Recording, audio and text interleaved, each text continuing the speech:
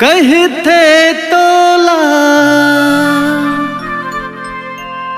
जगत गुरु सब संत में सब ले महान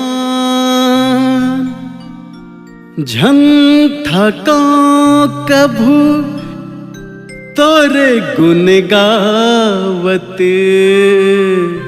दया बरसा दया। बोल गुरु घासीदास बाबा की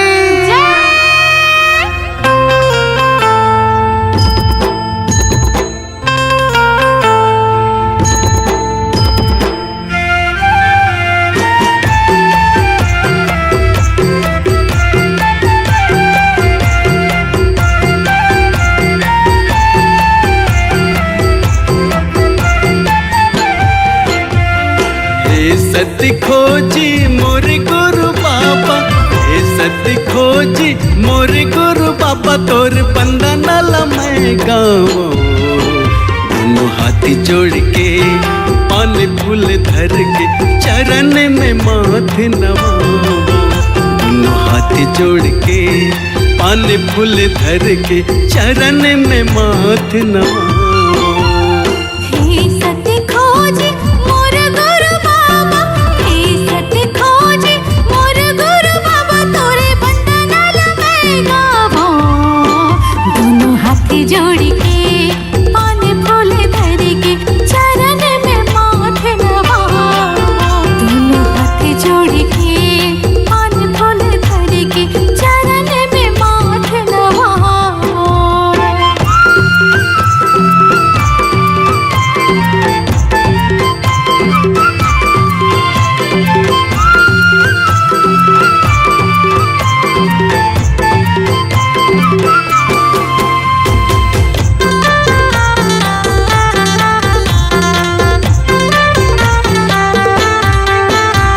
सेत के आसन सेत सिंहासन गा सेत बिछाए ओ गदिया लटो।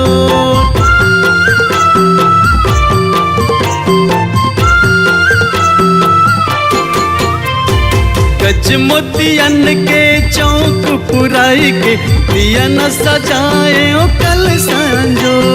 लई कमती हन कछु नहीं जाना तोला गोहराओ। दोनों हाथी जोड़ के पान फूल धर के चरण में माथ नवाओ। दोनों हाथी जोड़ के पान फूल धर के चरण में माथ नवाओ।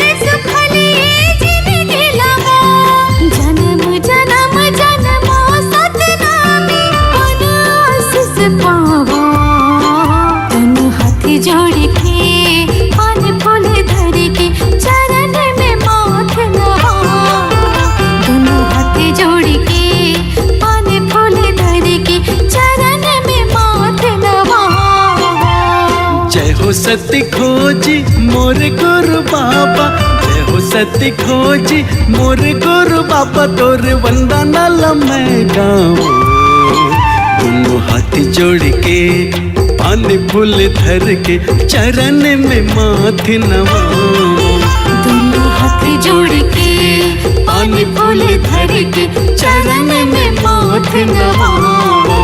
दोनों हाथ जोड़ के पान फूल धर के चरण में माथ नवाओ।